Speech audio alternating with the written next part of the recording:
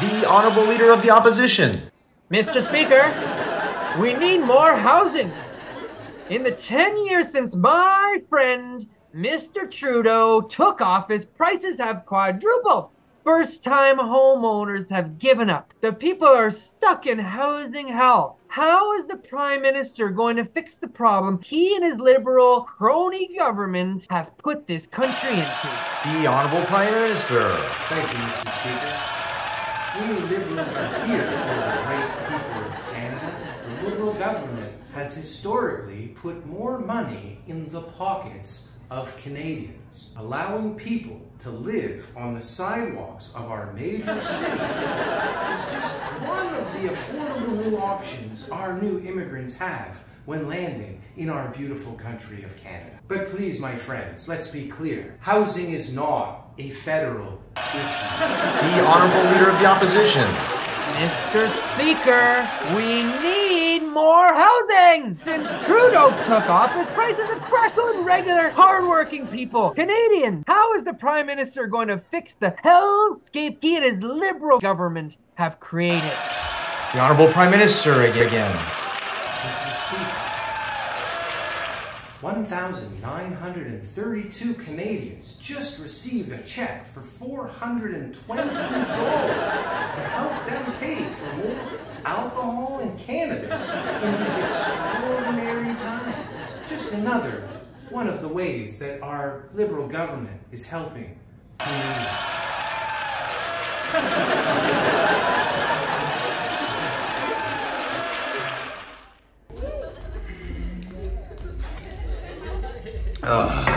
What are you looking at, pal? That's right, Doug Ford. I'm drinking straight out of a frickin' maple syrup bottle. Listen, I'm a little stressed out. I'm trying to spike my dopamine.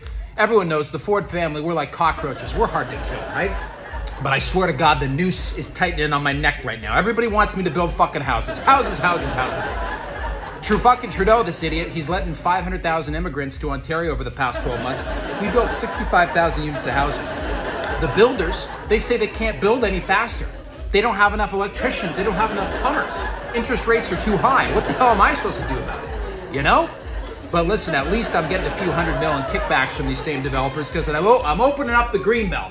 And everybody think it's going to solve the problem, but it ain't going to do shit. So that's nice. But you know what? The RCMP is after my ass. And if they make me put that land back in the greenbelt, buddy, I'm going to have to give back those all those kickbacks. And if I give back those kickbacks and I won't be able to afford to buy a yacht for Muffy, Muffy's going to leave me. Muffy Ford, my wife. Jesus Christ. So that's why I'm drinking straight out of the maple syrup bottle, pal. I guess it's time for the Canadian Real Estate Show.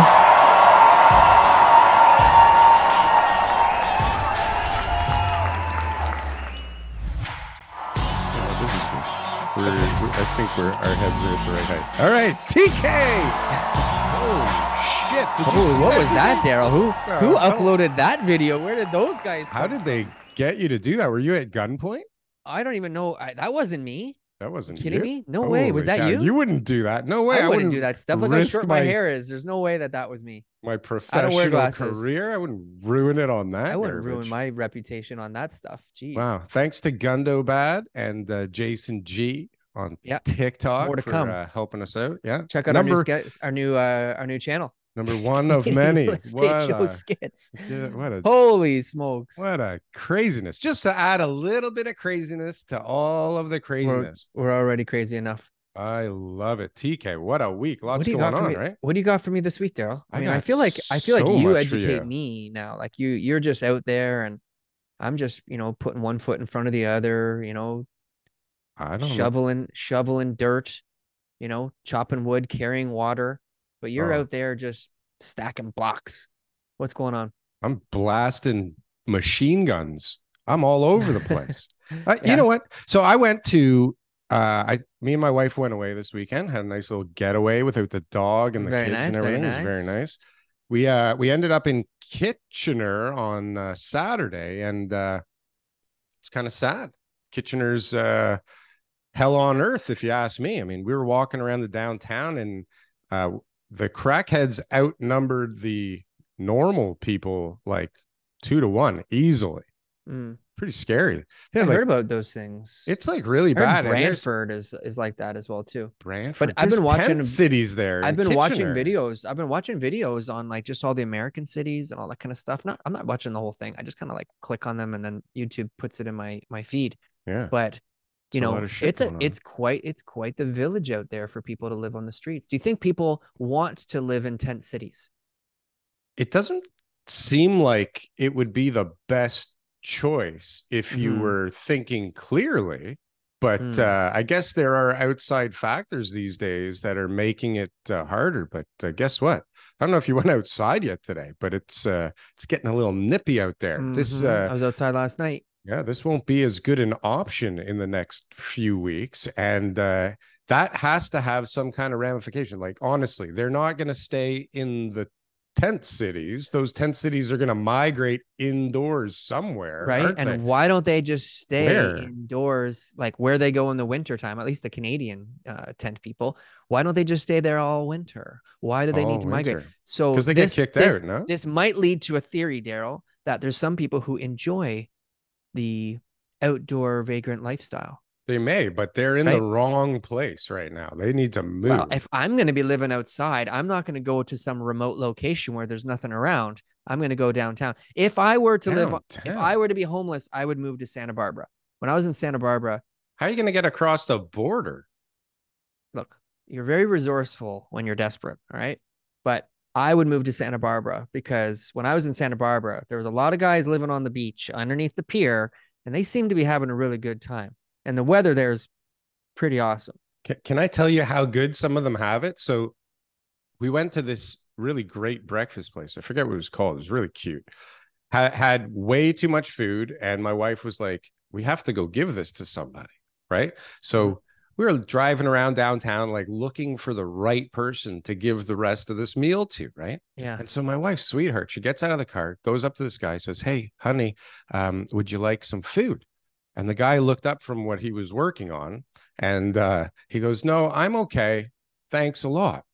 And my wife was like, oh, like, I didn't know that was going to be an option here. And she got back in the car and we had to find another guy to give it to. That guy. Okay. I thought he like spat in her face or something. No, but it's like this guy looked like he was sitting outside of Tim Hortons, like begging for money. But like this was bacon and money eggs for and food, pancakes, money for food, right? Hence the crackhead. It's an epidemic there. And I'm not even joking. Like I was nervous walking with my wife downtown. There wasn't that many people there, but they were all definitely on some crazy drugs. They're having a good time. But they had in the Shoppers Drug Mart there was like security guards busting people for shoplifting, like right in front of us right there. Yeah. And it's just really getting sad. Like this is not where I grew up. This is a totally different, bizarro, weird planet. Let's get Mr. Scrinko in here. I'm feeling the same thing. I was saying that to someone else like yesterday or the day before. Like the direction we're heading in right now is just like unbelievably out of control. It's wild out there. And like my daughter, we're looking for, hey, Jordon Scrinko is here, looking sharp. Look at him. What's up, fellas? Is that an AI version of you? Your mic's not picking you up there. Or you're too far, maybe? Okay, maybe. There you are. Darryl, I'm tired of asking people to like, comment, and subscribe. You can't be tired of that. I'm tired of saying like my channel. I know you do sound subscribe my channel. Pretty pathetic when you say give me a comment. Go on to Apple Podcast. So today, try doing it like that. Maybe I'm not going to do it. You're not going to do it. You're putting your foot down today. Not going to do it. All right, fine. Well, while you're not doing it, click subscribe and don't forget, we answer like every single comment in the comment sections. That's rare, TK. That's rare. So thousands of comments, thousands and millions here at the Canadian comments. Real Estate Show. Like that thing, share the video. And don't forget about the Clips channel and the Skits channel. Check out that Skits channel. That was fun, TK. Have a nice day. Please subscribe. And well, can you hear me? I think you're just leaning back and chilling out. Just relaxing. Yeah, waiting too far away. Counting your money, right? Yeah. Counting your dough. Did they have good? Hold on a sec. Is this the real Jordon Scrinko? Yep. Alive in the flesh. How do we know this? Are you not Jordon Scrinko or whatever? Yeah. It's my first Twitter impersonator, so This guy's I'm flattered. arrived. Yeah, this guy has arrived. I noticed. Jordon, I noticed, Jordan, you've been doing like reach a lot of really scale. good content lately. Like I don't know, maybe if it just I wasn't picking up on it as much, but you've been doing it more consistently. You've had a lot of really really good videos. I'm on Instagram catching your stuff. What's going on with pre-condo? I know Darryl mentioned something to me before. What are you doing with pre-condo now? Well, I sold 70% of it. Okay. So like 70%. so you sold Wow. 70% of it. Okay, I didn't know that. Mm. And so your involvement there is less now, or like how is it My involvement from a time allocation of my day is very similar. Okay. But in terms of what I actually do day to day, it's very different. So I focus more on the marketing side of things, the growing the business, the top of the funnel, we'll call it. Good time for that, to have a good amount of focus from someone like you, eh? What's it like out there right now? For actual sales of pre-construction. Yeah. It's atrocious, man. Atrocious. Define atrocious, because atrocious has many levels, I think. Yeah. So what was the July print in terms of sales volume from Altus, which then went into the build report, was 800 sales, right? Across the GTA for what does that include? 800 condos, total. just condos. Just condos. Yeah. In and then about GTA? 300 in the GTA as a Does whole. that include ones like which stage is that at? Strictly just like anything that's any pre-construction that's sold. Okay. So it could be like occupying in like 3 months, and it would count. Exactly. Yeah. Even under construction units that are sold? Yeah, like anything. Holy Christ. As long as it's not, so standing inventory, new launch inventory, like the whole nine, man. What's normal? What's normal? That's not a lot. 800 is not a lot. 1,500 to 2,000 is normal. Mm-hmm. Okay. Yeah. What a hit. So good thing you have time to focus on building that funnel now, right? Yeah. How important is that? Great time to sell the business. Great time to sell the business. Yeah, look at this genius over here. Holy cow. Holy smokes. I accidentally timed the top quite well. But even your content, like your content, I think is stepped up. Am I wrong, Darryl? Am I wrong? Is this content not like so much like I feel like you're doing so much more research and better stuff right now. It's awesome. Yeah, that's a really nice way of saying my previous stuff was dog shit. No, I'm like maybe I just didn't notice you heard it here. Or not, but TK just said you're stepping it up a lot more lately. I feel like I've had a lot more. Yeah, I've definitely had a lot more time. Yeah, that's great. It's really hard to be actively like on the ground trading real estate. Doing bulk deals with developers, helping my clients find pre-construction, and then also make time for content. Like 100%. it's borderline impossible. It's impossible. Yeah. It is very difficult to balance work, life, and content. Mm-hmm. So what's that looking like right now? So you're doing a lot of content and everything else. Like what kind of goals do you have in that area? Like you're just trying to build brand awareness? I just want to be the predominant the number one resource for pre-construction, at least in the GTA, if not countrywide. I think there's a huge knowledge gap. It's by nature, it's been a very opaque industry for a long time. And that has served the people in the industry very well, but not the consumer, right? Of course. This is similar. Like remember back in the early 2000s when the Red Pin had to sue Treb, or what they didn't sue Treb, but they were the primary witness for suing Treb in order to open up the MLS access to allow other people to build websites that serve listings. Yeah. Was that the Red Pin? No way. Yeah. It was a competition bureau. That was the it was competition bureau, and they had the Red Pin, and then they had Realosophy, so Pasalis as the primary. And Tarek. Wow.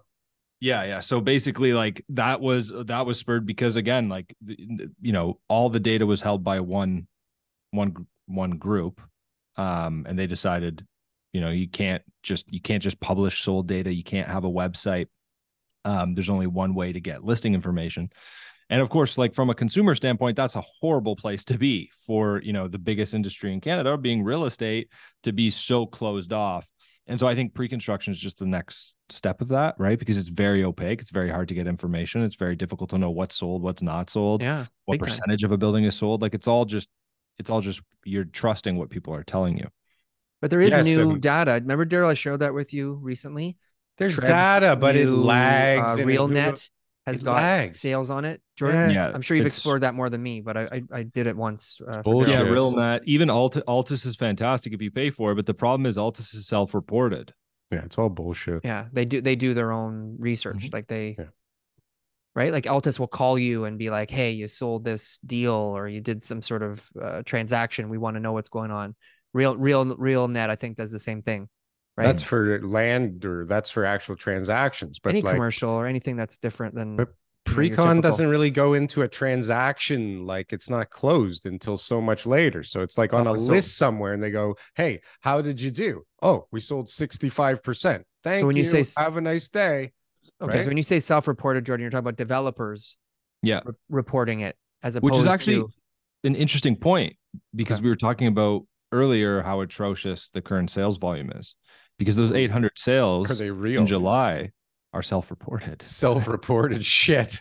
These are Right. inflated numbers, just like the population or the immigration numbers. TK put that out too. Hold on a sec. So let's backtrack a bit, can we? Because we were talking about how shit the world has become and how hellish Kitchener and Bradford and I don't know. Did you see? I saw this Brantford, but like these are places that were supposed to be affordable, like a refuge for people that can't afford the two big cities in Canada. Right now, you got 10 cities in Kitchener, which Kitchener smells like shit, by the way, like complete manure 24/7. Mm-hmm. I don't know who's buying people. There's 30-story condos in Kitchener beside nothing, and crackheads on the street everywhere. And I see cranes everywhere. Like Mm-hmm. I'm assuming that's the same everywhere. It seems to be. So how is this happening? Like how? I went to a place this weekend and it was packed, and this place was friggin' expensive, man. And then there's tent cities like 15 minutes away. Right. Like, what's going on out here? Well, I think like to your point about these cities or suburbs that were once viewed as affordable becoming less so, I think COVID just accelerated a trend that was starting to already happen, right? Because you get work from home, and so you have Toronto salaries competing with local salaries on housing prices. So of course it's going to push up the marginal cost of housing in that particular area, right? It's no different with like what's happening with Calgary right now, where the market's going absolutely bananas. The strongest pre-construction market in the country, and nobody who's buying pre-construction in Calgary is even in Calgary. In fact, most of them have never even been there and have no plans to go there, right? It's just Toronto investors, and so they're willing to pay 20% more than the thing's worth because it's it's still so much cheaper than Toronto. So I mean, Kitchener is no different. Like COVID happens, you see rents in Kitchener rip, right? So a one bedroom's $2,000 a month there, but you can buy a pre-construction condo there for $1,000 a foot. And so the numbers work better. And so that's the pitch the developers put in their deck, and Toronto investors see that pitch and go, yeah, this does make sense. You last time on the show, you were talking about Hamilton and just the difference, like rent versus price and ratios and stuff like that. It was obvious that buying in Hamilton made more sense at that time. Like, is there another not like a secondary city that has that type of, rent to price ratio in Ontario, or is it like they don't exist anymore and now Calgary's the only place to get it? No, it just keeps pushing further out, right? Mm-hmm. Like it's that. Like, is there a launch recently that you've seen like outside of the GTA? And those numbers, by the way, those are Toronto GTA numbers, right? The 800. Yeah. So is there sites right now that are launching where, like, I don't know, Barrie or Barrie. There's one launching in Barrie right now, Lakeview. Okay. Similar idea as Hamilton in terms of the price versus the rent, very comparable to Hamilton. And you're looking at that deal and you could say, like, I can see why people are buying it. It makes sense. Yeah, like I can understand from their point of view why paying $1,000 a foot there makes more sense than paying, 1,700 a foot downtown for sure. And But the Calgary deals you've looked at, you're like, those don't make sense.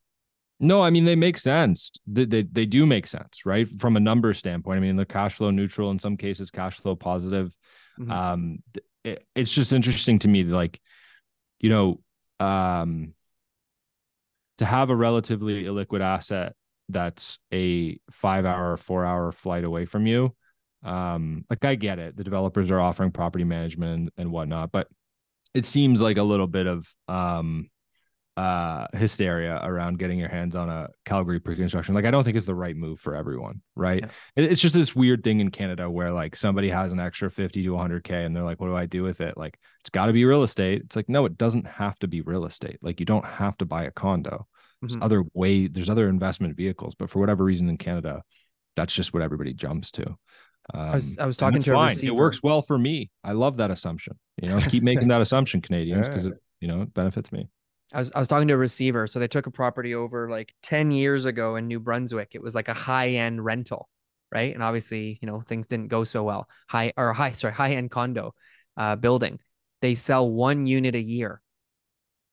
It's just under receivership. They've got it. They've got a bunch of them listed. They're trying. There's just no market for this building. And, the lender who obviously approved the construction maybe didn't, expect this to happen. The developer went bankrupt, went under receivership, and they sell 1 unit a year. So it's interesting to hear, that in Calgary right now it's booming, but like where else could this really take off? I mean, I don't see anybody doing them in Halifax or any of these other places. It's definitely starting in Halifax. It's starting, eh? Yeah, it's starting. And Edmonton's next for sure. I mean, it's just next. It's just going to keep pushing out. It's got to keep rolling. Well, this is the thing. So you got all these people that are sitting there going, hold on a second, people in tents, more people coming, people spilling out of houses. They have to live somewhere, right? So you have people still willing to buy housing because they want to provide these rents for people, right? As these rents are going crazy. But like, who's paying these rents? Like who's for these shitholes? Did you see somebody posted literally a closet in somebody's condo for $980 a month? Like literally a closet, like with the electrical panel.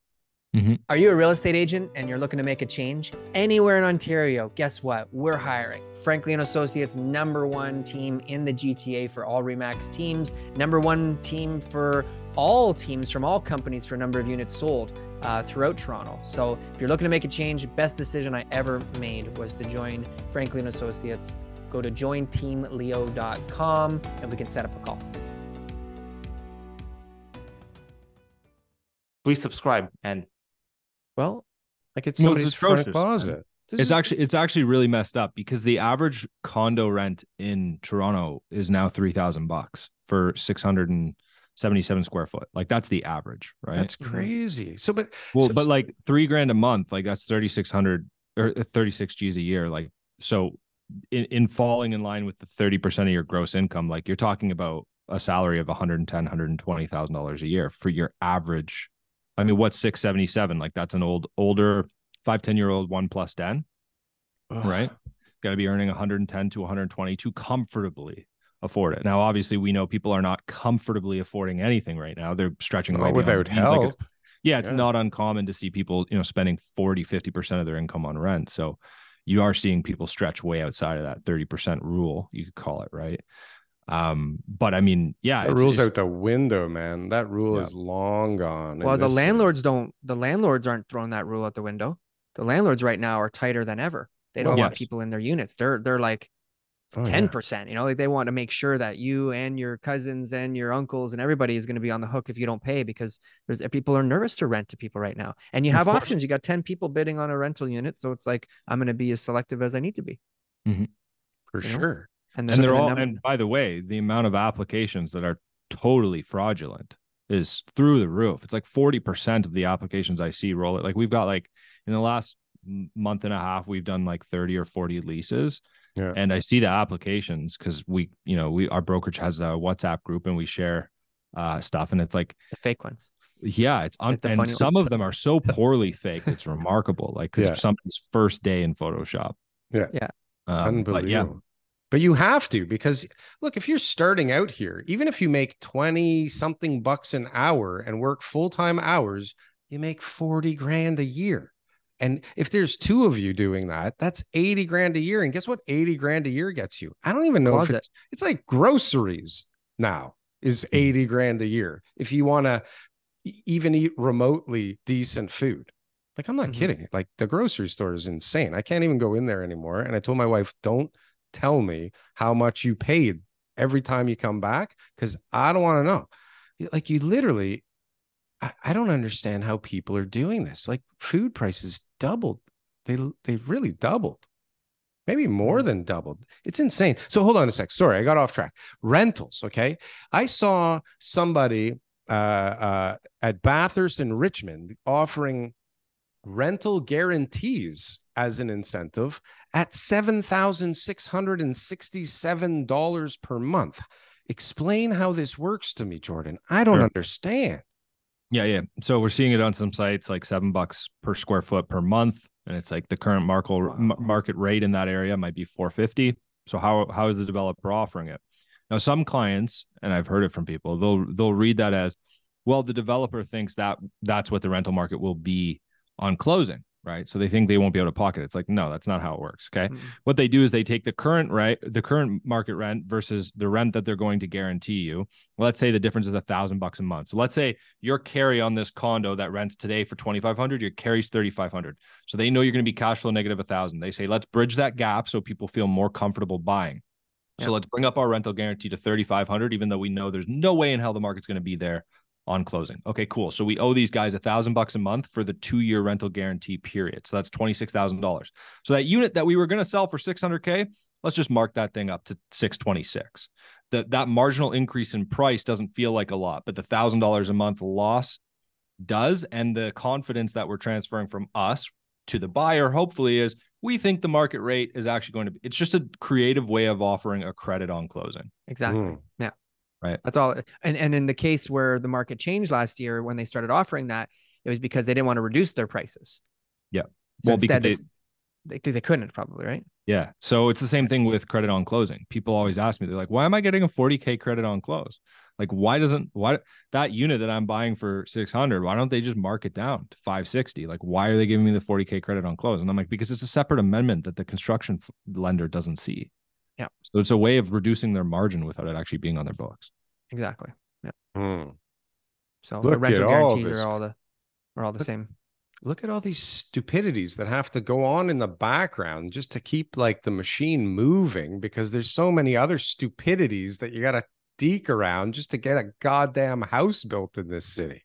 Well, it's crazy, right? Because you look at 800 sales a month. Let's say it's not inflated at all. Let's say that's like the actual number. That's how many deals went firm. Okay, well, so what's that? 10,000 condos in the GTA a year. So we were already falling short of our housing targets, and now we're selling half as many as we were before, or less, like 40% the amount. So the way to look at it is just like housing sales today are just what completions are in 5 years in terms of condos, right?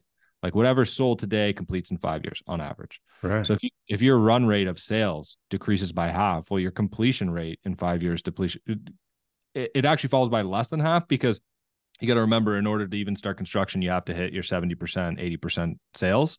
So if sales volume's half, it's like, well, if someone only manages to sell 40%, well, those buildings aren't getting built, right?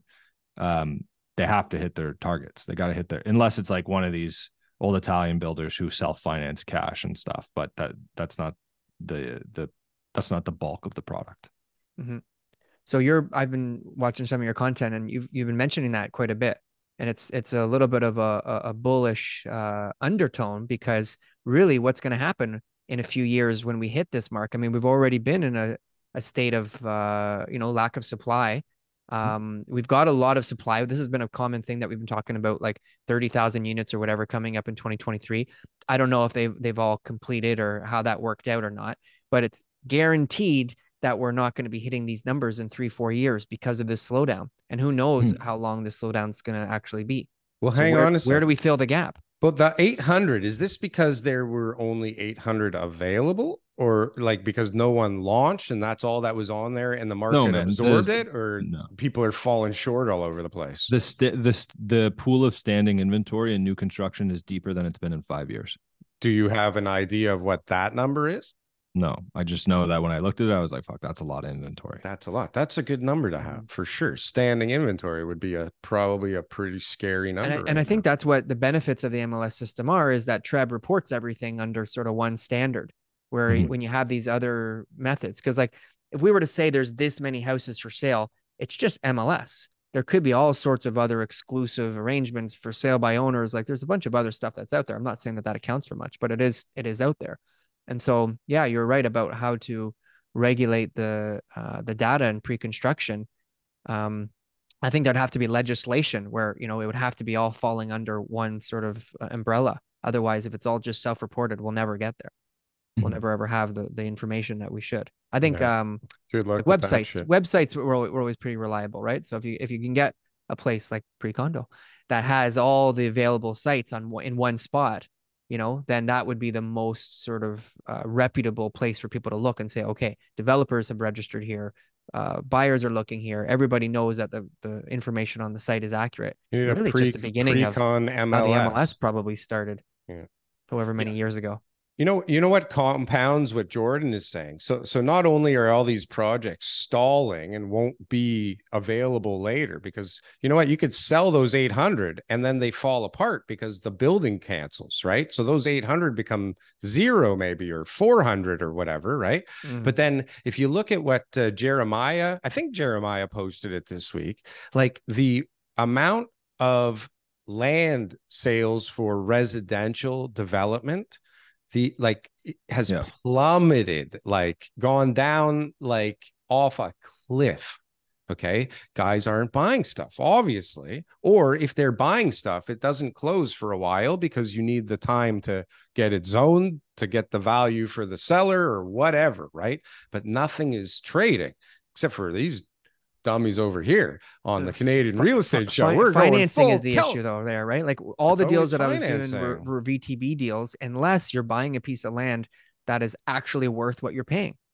Right. Like if you're actually doing an assembly where you're actually getting market value on each one of those lots, which your deal is rare. I don't think there's any other deals out there that would ever work. No. But all the other land deals, the farm is worth $3 million, but someone's willing to pay 10 because of, speculation. There's a VTB. Greenbelt, there's a VTB, urban boundary expansion, or whatever it is, but it's all VTBs. There is no financing for that. Those deals. That's what Jeremiah was saying too. Is like the only thing that's closing, except for rare exception, is VTB. Yeah. And then land value itself is down, what, 25-30%. And that hurts too, right? I don't even What do you think, Jordon? What do you think about Darryl's deal there in Forest Hill? I like it. Yeah. Perfect. We're gonna frame that. We're gonna put that on a plaque. Is that a good site? I mean, obviously the neighborhood's good. Do you think he's realistic on his price per square foot and all that kind of stuff? Is this like a premium location that buyers are going to be looking at? I don't think anybody is realistic on their price per square foot. Okay. Including Darryl. Especially Darryl. Especially Darryl. Especially Darryl. But that's not. But that doesn't. Like I have looked at launches since 2020. And I've looked at price lists and go, this doesn't make any sense, with rare exception. But I've been wrong every single time about sales. So it's true. And I put out a tweet the other day where it's like, when I told people that the entertainment district was going to be $1,250 a foot, they told me I was crazy, right? When they told me that Yorkville was going to be $2,600 a foot, they told me I was crazy. When they told me Scarborough was going to be $1,100 a foot, they told me I was crazy. When they told me Bayview Village was going to be $1,250 a foot, right? Like it's on it. This is how it's been. Now, who can guess on the way down where things are going to be in 2 years from now, right? Right. This is the crazy thing. So I go from my experience, and I don't have a clue, okay? Like, let's be clear about that. But in my experience in 2008, 2009, when it turned around fast. And prices, wherever they went down, they bounced back and then some, like really friggin' fast. And I don't remember anything about immigration back then. I don't really remember inflation though back then. That's what I keep saying is different than the last time, because I don't really remember a big inflation crazy story in 2008, 2009. I just remember like the world was falling apart in the banking system, which I guess technically that's happening now too, but we're just not talking about it because there's aliens and fires all over the place. But it is almost a perfect storm, right? So land sales are down. So less application, housing starts are down, pre-construction sales are down. Once people catch wind that pre-con is hot again and that people are all going to want to start buying into these investments and there's going to be a bunch of launches, they'll go crazy. It's just not happening right now. people are not going to go crazy for pre-con Are until. we not having lines still, like out in Whitby when somebody launches 40 singles, 41-foot singles? Yeah, out you're in getting Whitby? lines, but it's lines of realtors. Lines of realtors. And are the realtors like buying them to No, maybe no. flip? They're there for No. the Oh, coffee. they're not buying them. They're just They're there buying to like make a Do a TikTok social video. media. Yeah. Check this place Yeah, out, bruh. Yeah. Look how busy the event Look is. at There's this. 300 people. Meanwhile, 200 of them are realtors. Yeah. Who are the other 100? Buyers. Social media assistants. What's it going to take, Jordan? What does it look like, the environment where people, when you got these oversubscribed sites where all these worksheets start coming in again, what does that scenario look like? What needs to happen in order for people to start getting back to the point where when you launch a 400 unit building, you have 1,500 worksheets ready to buy again? What does that look like? Either for your commodity style like condo project, you need rates to come down. End of story. And for something else, like To where?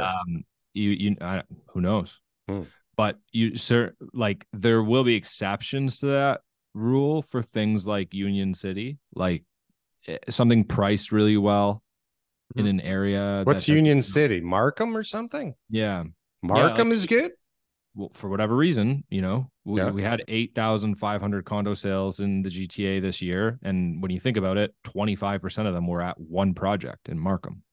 Holy. So one in four of every condo sold this year was at one site. Was What there what a did they pay for the specific- land? What did what did they pay for the land? Like, when did they buy the land? Like, I have how no many? idea. Yeah, it doesn't matter. What was But the I think that nationality of does the matter. buyers? I think that does matter. I think that Why? the people who've been launching sites over the last few years have been paying an increasingly higher and higher amount for land, and so that they could only afford to sell it for so much. But now we've got like Yorkdale and like all these big, huge players who've owned land for so long. They're going to look at it all and they're going to say, look, the only way we launch is if we put it on at a price that is the market's going to take in, because there's no guarantee that rates do come down, and that those sites will sell because they will be at prices compared to what we've seen in the past are going to be really attractive, even if it's, Yeah, I agree with you. I agree with you. We launched a site in Milton at $820 a square foot, parking included. And the only reason the developer can afford to do that is because the land they've had it forever. Yeah. I still Literally, don't those even are the sites that'll understand. sell. When I saw you launch that, I didn't want to bring that up, but like when I saw that, I was like, how the fuck are these guys making a penny here? Because I don't care if somebody had to pay them for the land for $820 to make. That's almost like the hard cost of construction. Forget about the soft costs, and they have to pay those still, don't they? Maybe the soft costs are less because they own the land, they don't have any interest. But like, fuck, $820, man. Or they're okay dumping it razor Milton, tight. they bought that Doesn't thing for matter. $400,000 20 You years still ago. have to build it. Like the building costs the same in Milton, if not more, because who the fuck's going to go to Milton instead of Toronto when all the work's in Toronto? These guys are schlepping from everywhere for more money in Toronto for sure. And it's just happening. So like, I don't know how, like the numbers, the construction costs have to be at least the same as building in Toronto or very similar. Soft costs other than interest have to be similar. So like, where's the difference? The land can't be that different. I mean, in Scarborough, I paid $29 a foot a few years ago. How much fucking cheaper? And you had to be at 1,100 to make money there. So how the hell can you be at Maybe they're just ready to Milton? build. Sometimes you go through this process. It's been 20 years. You've been dreaming about the building. You finally get your approval. Been longer than 20. Longer than 20. Launch. Like, Jordan, what price do I need to launch at in order for this to sell? $820 per square foot. Done. This is what we want to do. We don't want to sit on this for another decade. Yeah, it's also phase one of 3 towers, right? So you can make up margin on the later launches. To. Holy cow. Yeah, I can't figure out those Get numbers. some shovels in the ground. Jeez. Yeah. So what do you think about all the Greenbelt stuff, Jordan? What's your take on it? Are you following it? What's going on? How'd you switch to that? That was good. All right, Shovels nice in the ground. segue. Boom. Shovels in the ground. I'm not following it that closely. Okay. What have you heard? There's no high rise going on up there. There's got to be somewhere. Someone's going to there will be some high rise. They just don't need to do high rise because they bought that land so cheap that they can build whatever the heck they want on it. Wait till they tell us that they've been building a subway over to that Greenbelt like for the last 20 years and we didn't There's know an about airport it. actually. There's an airport of it. I wonder what the provincial policy statement says what you can do near an airport. Holy smokes. I think it's really fun and interesting when the general public who normally doesn't pay attention to these types of things starts to catch a whiff of what happens behind closed doors. Like, I think it's always funny, the outcry, and it's like, dude, this happens on everything, literally everything you could possibly imagine. Of It's course. like, yeah. but when you come to that realization and you go, oh, hold on a sec, this is happening everywhere with everything. Like, what the hell can I really trust right now? Everybody is like in it for themselves and fucking around with the system. Like, not everybody, TK. I know Residential it's not developers have the most to gain from zoning and policy changes. So it's the most likely, but there's other businesses that are, involved in these type of things too. It's not just housing. for Yeah, sure. that's what I mean. Yeah. It's not just housing at all. Yeah. Well, so where else is this the kind big, of the big news is going always on? other Banking, business I things, guess. trade, import, export, banking, financial, all that stuff. Import, Everyone's got the export. same thing, tax breaks and stuff like that. Jesus, this is insanity. So how do we figure this out, guys? What happens next? Like, let's think this through even for the next couple of years. Rates are going down, rates are going up. What's the difference? There's fucking people on the street everywhere and they're bringing in more. TK, where did you come up with that million overstated immigration number? Where'd that come from? Wasn't immigration, it was number of Immigrants. number of non-permanent residents. Yeah. Okay, so what is that? Not immigration? No, just people who are here, because they're basically saying like, look, there's a bunch of people in this country who are on temporary work visas, student visas, all that kind of stuff. We know about some of them, but what about all the people we don't know about? The people who didn't leave when they were supposed to, the people who came here illegally. There's a bunch more people in this country than we think we have. It's pretty obvious if you go outside now, right? Yeah. You just lose count of a million people. It happens. It's pretty easy to lose count of a million. Most of them are in people. Scarborough. Whatever. I don't know. They're everywhere. I'm not kidding. Like, I was just at Avenue and Lawrence at the Starbucks, and I was trying to get out of the parking lot, and the school let out for lunch, and I was overrun. I had to wait 20 minutes to get a clearing between all these kids to get out of the parking lot. That's not normal. Like, it's like New York City, boom, at lunchtime at Starbucks for these kids. How can they afford $8-10 coffees at lunchtime? Where did you say you were? Didn't you just say it's Avenue and Lawrence, but still, it's like Crazyville, man. Yeah, it's Crazyville. But remember, still, $2.10 got you a slice and a pop. Forget $1.25. You're a young little pup. I paid $1.25. I had money left over for fucking Double Dragon, man. Anyways, TK, we are like way off the rails again today. That's probably my fault. Hey, what do you think about this idea? The K-shaped recession. Yeah. Right?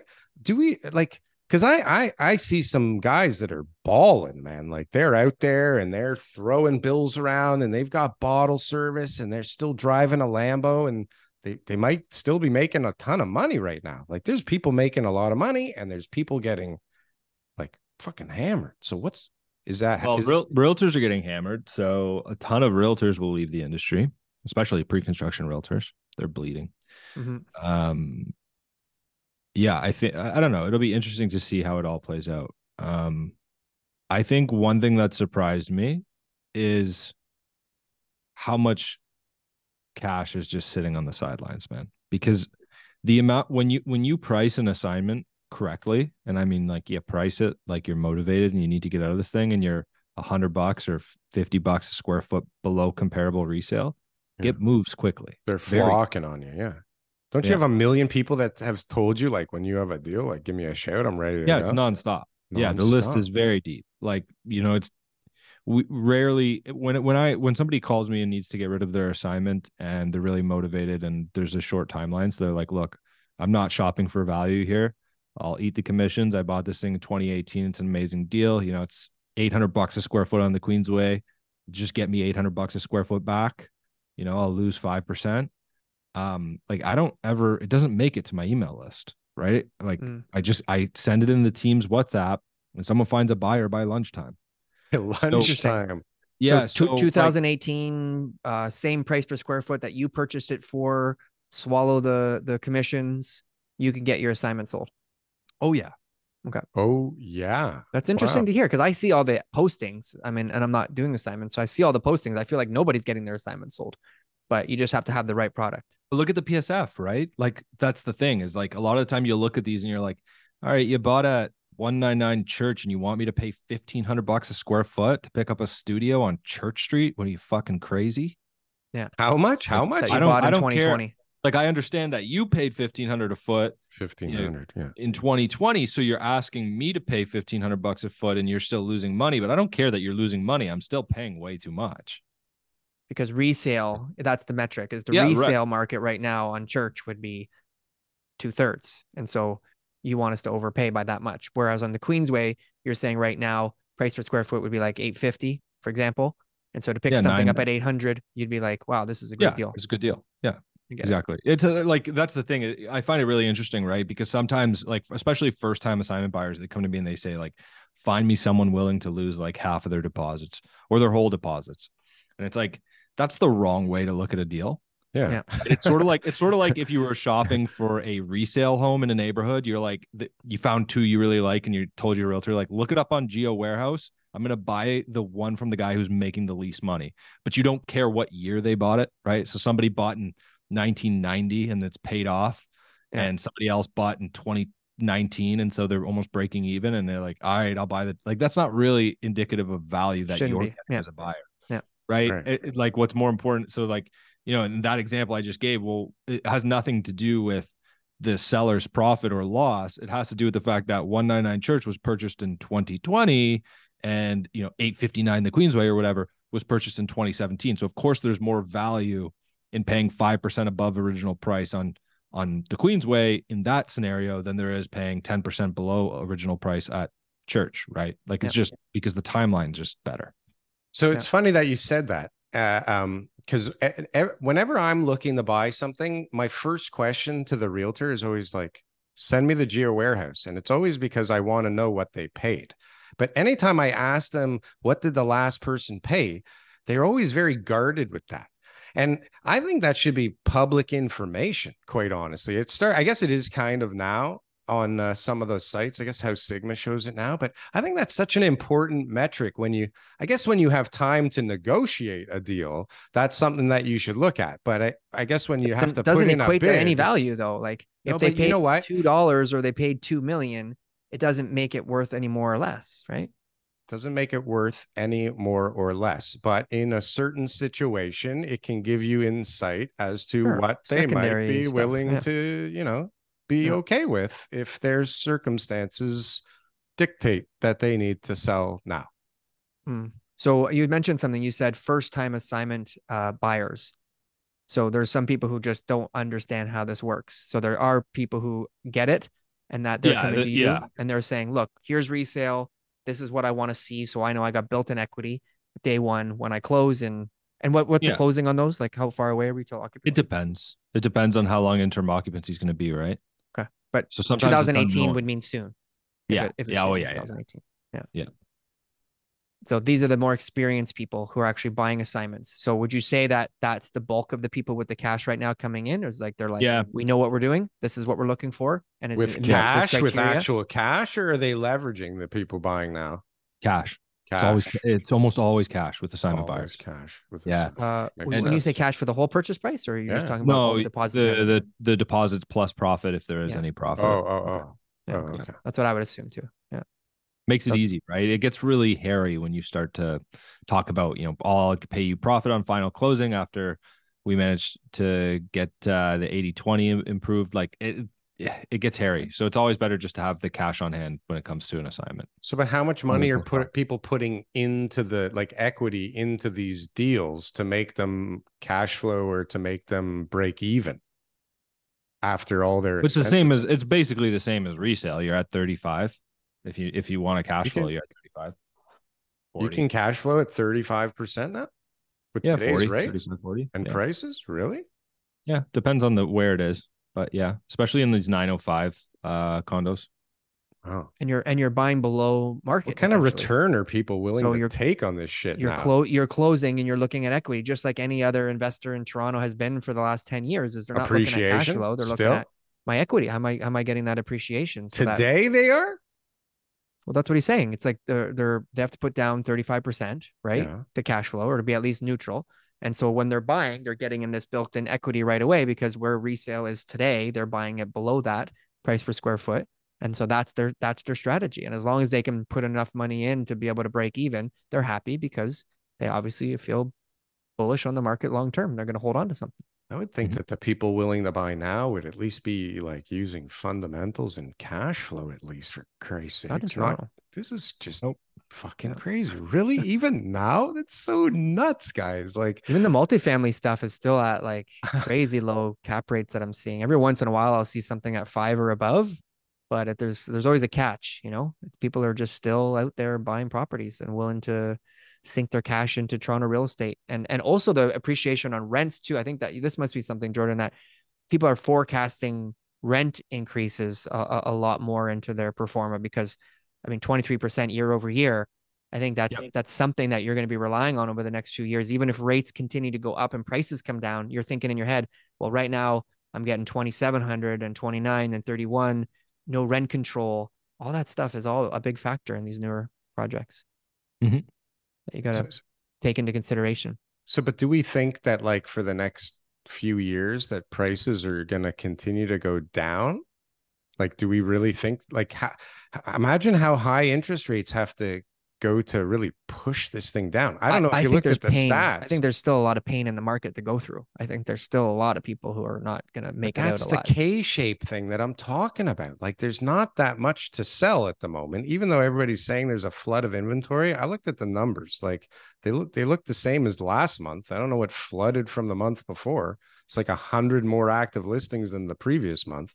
But like, I don't know. I think it's getting blown out of proportion right now. I don't know how you can say that all these extra people aren't a floor on pricing somehow, unless they are. Of course they are, right? Like, am I crazy to believe a floor? It's just, what is the floor? Is it where it is now? Are we at the floor, and so therefore it's just not going to go up anymore? Fucking 6% on mortgages, or is it, like one way or the other, from 5-10%. But we're really from 1% to 6% mortgages in like not even 2 years, and like the prices, they've gone down, but like they're kind of stabilizing things. And like, I don't know, people are rushing to throw this stuff onto the market. We keep saying that like this event will happen or something will happen, but it's like it's a sprinkling, and then you look around and like there's like 8,000 more people on the street all of a sudden. But they got to live somewhere. Yeah, look, I think it'll get. To me, I've been surprised by how resilient it has been so far, how many assignments managed to sell if they're priced, again, aggressively, but if they are, they move. For me, what's interesting is like into next year and into 2025 is when we get into the place where like people were buying pre-construction and they're closing on it now and they were paying like $1,500 a foot. Like, that's sort of the timeline for that, like closings in the entertainment district and in the Church Street corridor where people were paying $1,500-$1,600 a foot, and the resale market's not there, right? So those units won't appraise. So that's when I kind of start to get concerned about, like, if prices haven't started trending back up by then, there could be a bit of a pinch there. A bit. There's a lot. A bit for some. But it's a big amount. Most of those people are going to have issues closing, right? I know, most of those people are not going to be able to just get $300,000 out of nowhere to be able to close. Somebody's swooping in to buy it at whatever they end up having to buy it for, right? Yeah, it's sort of like, I saw, there was a developer with 30% standing inventory on closing earlier this year. So the developer just closed them and rented them out. Right, of course. And I was like, well, that's not? Interesting. That makes sense. Went a lot smoother than I expected. Yeah, they got flooded with rental applications overnight and probably leased the whole place out. That's a brilliant move. That makes the most sense. Why not? And there's still condos. You can sell them. Now they're just not like new. But they still come with a warranty.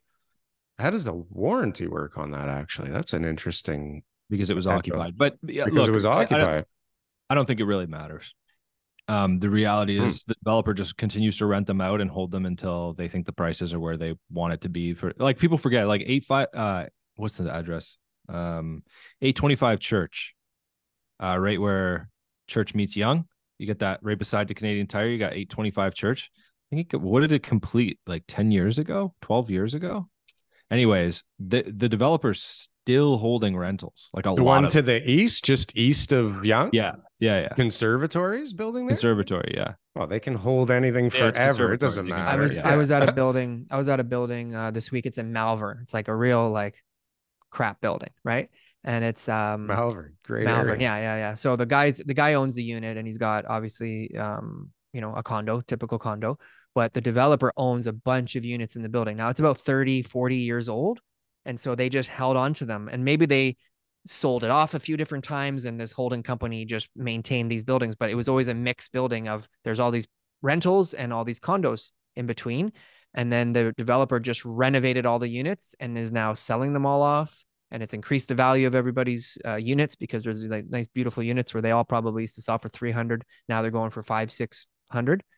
So again, maybe that I should look into that. Maybe at the time of the market when this was built, the same thing happened. They couldn't move all those condos, so they just kept a bunch of them as rentals, and they held on to them for a long time. The numbers made sense, and now they're like, okay, the market changed. They renovated You take your them, flipped profit. them, You take your profit slow over time. Yeah, if you're in the position to do that, right? If you're the developer's in the position to do that, why not? But that was kind of the first time I've seen that at that larger scale, because it's a big 200-300 unit building. Where was that? That was Church in Young that you were talking about, the 30%, or that was a different building? That was a different building. Different building. Yeah, that's probably happened quite a few times over time. And they're probably like, even when I was doing our performa, I was like, if we hung on to a few of these and rented them out, like that would probably be the smartest move in the world. But you have to be okay to like wait for your profit forever and ever and just kind of have this thing, which most guys don't want. That's not why they're in the condo biz. Otherwise, they would build a purpose-built rental. Right. But that's another thing. Is like, I keep hearing these numbers come out of Ford's mouth and these claims that there's more purpose-built rental than ever. But are there? Is that true? Do you see that? Like in terms of under construction, there's more than there has been in a while, but it's In a still while, marginal. maybe, yeah. But still not, marginal compared to what we used to build, for sure. like used to like 70s and like 70s, 40s. Yeah. Okay. Yeah. So, but like, what kind of incentives do you think they could offer in order to sort of incentivize developers to build more purpose-built rentals? Well, the numbers just have to work better. So however they can make that happen, right? Because the GST is a Thank you, federal Jordon. component that people talk about removing. That's one big one. Yeah, because it's like, look, like the only guys doing PBR have different capital sources than condo developers. Yeah, that's the only reason they can do it, right? Yeah. So again, development charges obviously is one. I mean, there almost should be like the money that CMHC has allocated for housing. They should just give it to people.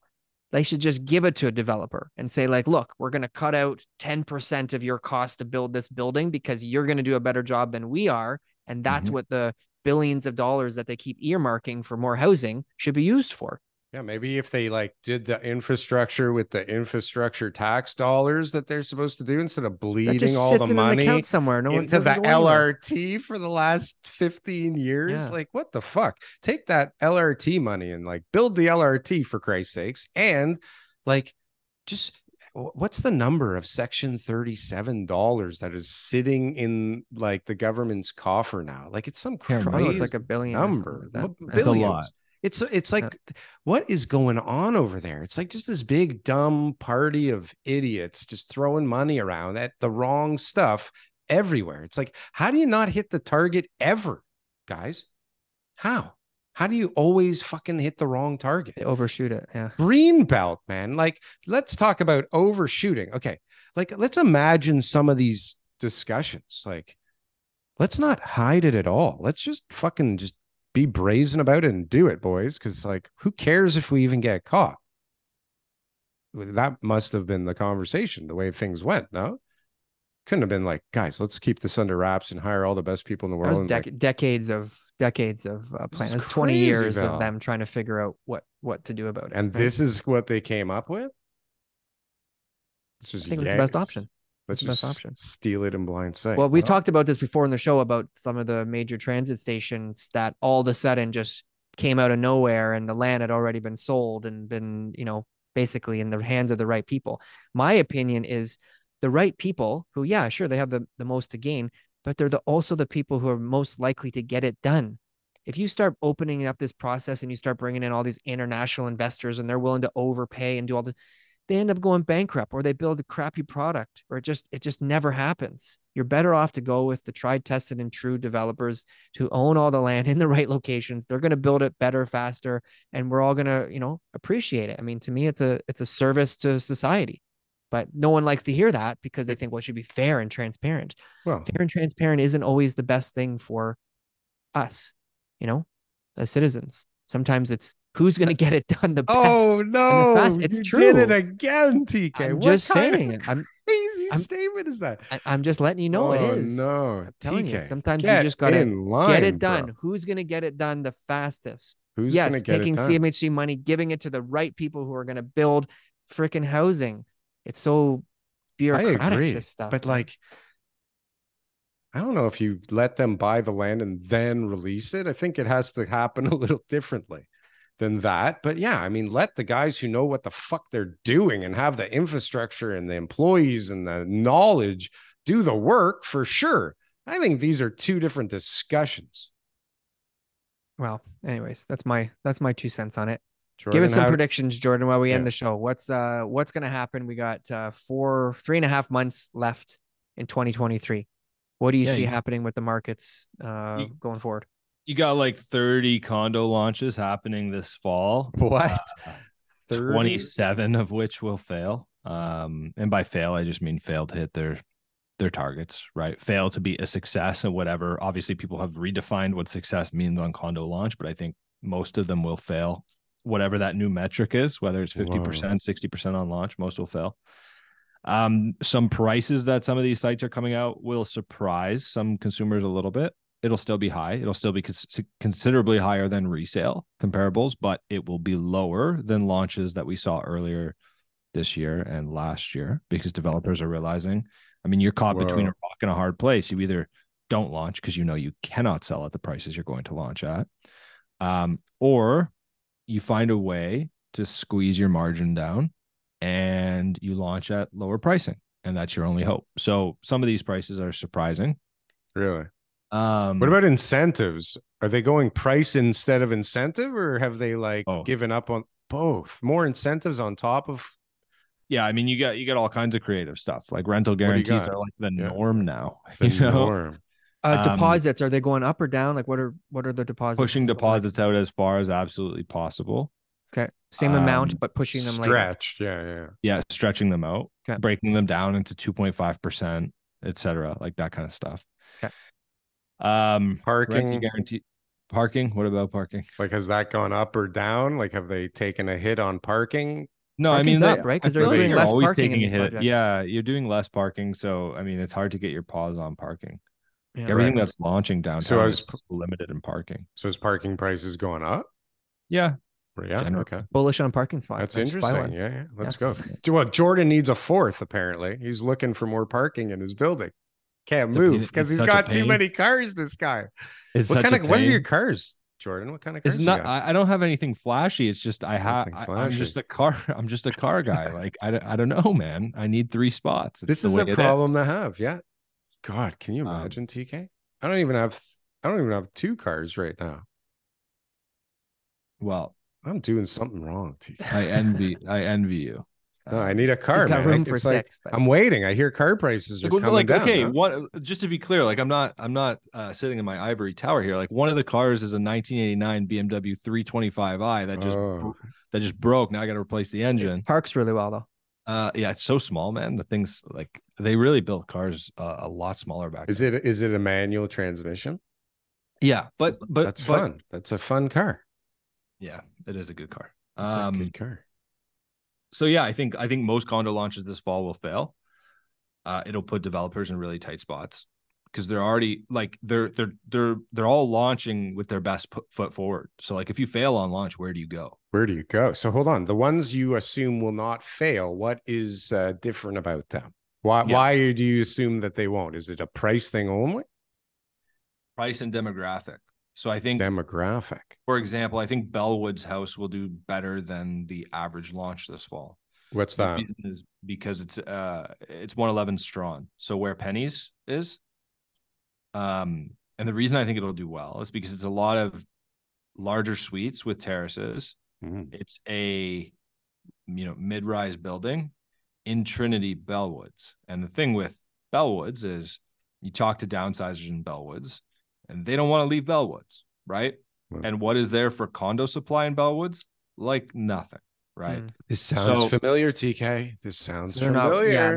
They're not worried about what the price per square foot is. They're not worried about anything other than just securing a place for them to live in. Yeah, they're not dissecting things. A great place.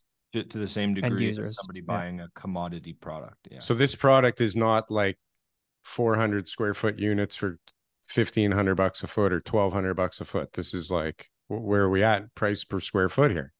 Are we allowed to talk about it yet? I don't think I'm allowed to talk about it. Yeah, probably a good idea. Sorry. But this is a nice product though. Yeah, it's a great product. Nice so product. I think it'll do better than I don't think it's going to blow out 100% on opening weekend, but I think it'll do a lot better than the median, the average condo launch this fall. That makes sense. Out of those 30, how many roughly do you think are like ones that you'd recommend clients to be looking at? 4 or 5. Okay. Yeah. So the rest of them you're looking at and you're just like, nobody's going to be getting this from me, and recommending that they go there. Yeah. And what about stuff off of like the subway, like not close to transit, those ones that are kind of the in-between spots? Are those things selling anymore, or does everybody need to take transit right now? No, they're still selling. Yeah. People like, what's going on? I loved your video about the parking, and some of us know that like they've eliminated or they've made no parking minimums anymore. You put a video out about it, but like what's actually happening? Are there people that want buildings but there's no parking, so they don't want to live there? Yes. And would you say like how often is that happening now? I don't know. It's tough to put a number on it, but it's pretty frequent. It's frequent. Like you feel like you're noticing it. I'd say the majority of people would want parking. Especially when you're talking about. This is interesting. Yeah. When you're talking about end users, right? Investors, they don't care. But like when you're talking about an end user, first time home buyer or something, with the help of mom and dad, like buying an $800,000 one bed. They have 2 cars. They have one for sure, right? Yeah. Like they have a car. They can afford an $800,000 condo. They have a car. 900. Now, granted, I do have that sort of segment of people who have given up the car, and that segment will grow over time, of the people who can simultaneously afford $800,000 condo and don't have a car. Like that segment will continue to grow, in my opinion. Are those the people that are like okay with the 15-minute city? Like they're going to work downstairs and they're going to shop downstairs and they're just fine with that kind of arrangement? Yeah, I don't think anybody's not okay with that.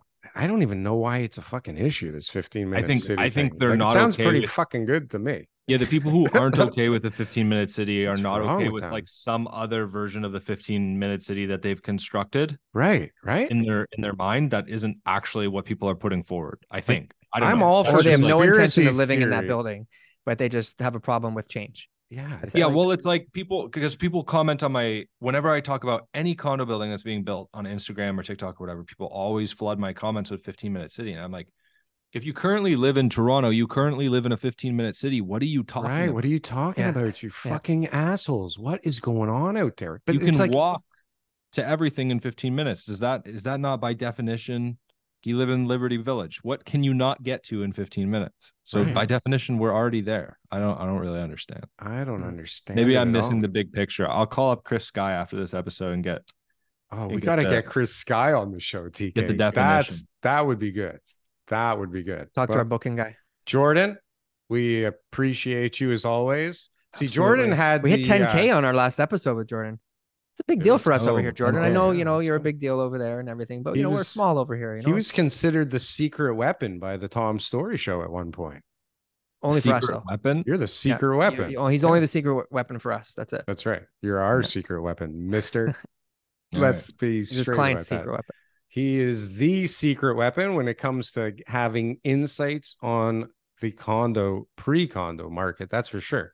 I mean, you've told me in the past, like your web traffic kind of dictates how you feel things are going, right? Like you can tell things are getting a little busier and slower from. Yeah. Well, not only that, but also just a resourceful guy here.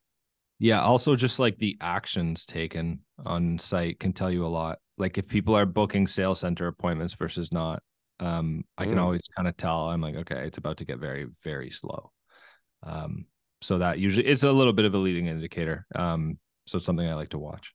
This guy, if you want insight, you got to follow Jordon. That's for damn sure. If you know that he's the guy, right? TK? And if you're still listening right now, you can give us a like, comment, and subscribe as well. That would be because that's pretty idea. important. That's how we don't really need them. It's not like we're actually getting paid or anything like that. Hugs, but if you want to share the content, share the love, let everybody know, now's the time to like, comment, and subscribe. Now would be a good time that we're ending the show. Thank you. Thanks for having me. Awesome. Please subscribe and